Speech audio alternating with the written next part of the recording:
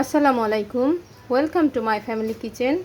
আজ আমি আপনাদের তৈরি করে দেখাবো সুস্বাদু মালাই ক্রিম রোল। কিভাবে আমি এই সুস্বাদু মালাই ক্রিম রোলটা তৈরি করেছি তার পুরো প্রণালীটি আজ আমি আপনাদের দেখিয়ে দেব। তো চলুন দেখে নেওয়া যাক কীভাবে আমি তৈরি করেছি সুস্বাদু মালাই ক্রিম রোল। তবে তার আগে বলি, আমার রেসিপিগুলো যদি আপনাদের ভালো লেগে থাকে তাহলে অবশ্যই লাইক, শেয়ার এবং সাবস্ক্রাইব করবেন।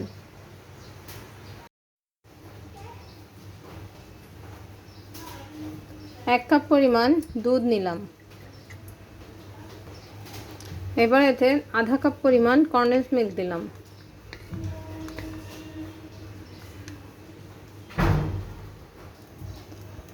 দুধ আর কনডেন্স মিল্কটা খুব ভালোভাবে জাল দিয়ে নেব যেন দুধটা ঘন হয়ে যায়। দুধটা যতক্ষণ ঘন না হবে ততক্ষণ এটা আমি জাল দিতে থাকবো।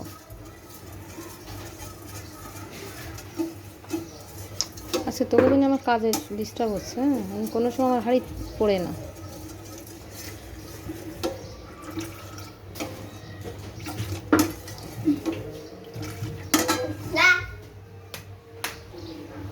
এবার এতে 1/3 কাপ পরিমাণ চিনি দিলাম।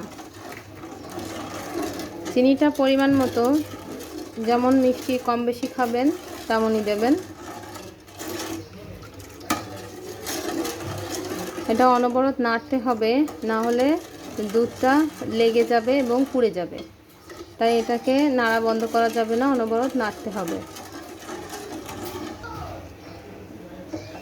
বেশ কিছুক্ষণ জাল করার পরে দেখেন দুধটা ঘন হয়ে গিয়েছে, অনেকটাই ঘন হয়েছে। তাই দুধটা আর ঘন করতে হবে না। এখন এটাকে আমি নামিয়ে পুরোপুরি ঠান্ডা করে নেব।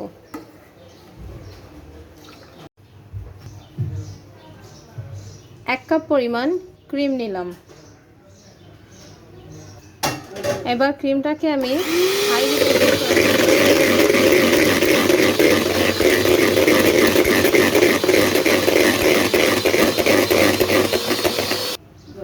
ক্রিমটা এভাবে বিট করে দেখেন, ক্রিমটা অনেকটা স্টিফ হয়ে গেছে। আর সামান্য একটু বিট করলেই হয়ে যাবে।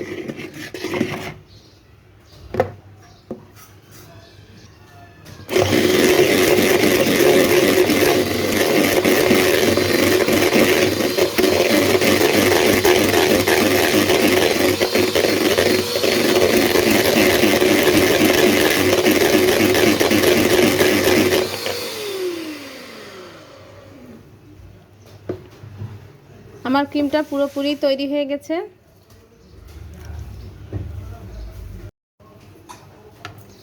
এবার এক পিস পাউরুটি নিলাম। পাউরুটিটা 4-5টা এভাবে কেটে নেব।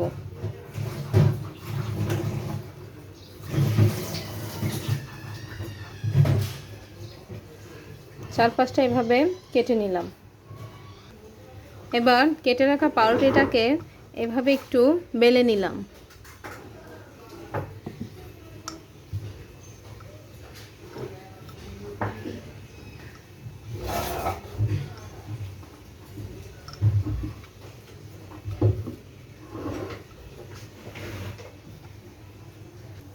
এবার যে ক্রিমটা বিট করে রেখেছিলাম, এখন ক্রিমটা এভাবে পাউরুটির ভিতর দিয়ে দেব।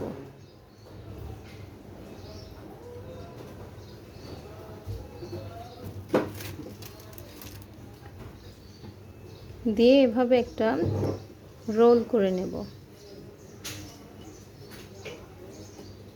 এরকম একটা রোল করে নেব।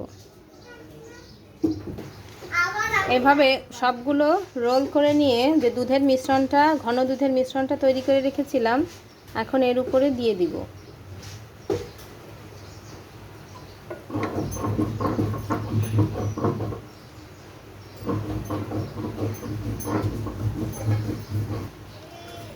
এখন এর উপর কিছু ডেকোরেশনের জন্য এভাবে কিছু কিশমিশ দিয়ে দিলাম। চাইলে আপনি ড্রাই ফ্রুটসও দিতে পারেন।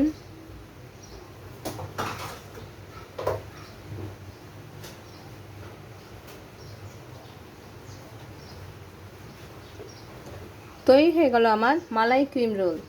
বাসায় অবশ্যই ট্রাই করবেন, আশা করছি ভালো লাগবে। ভালো লাগলে লাইক, শেয়ার এবং সাবস্ক্রাইব করতে ভুলে যাবেন না।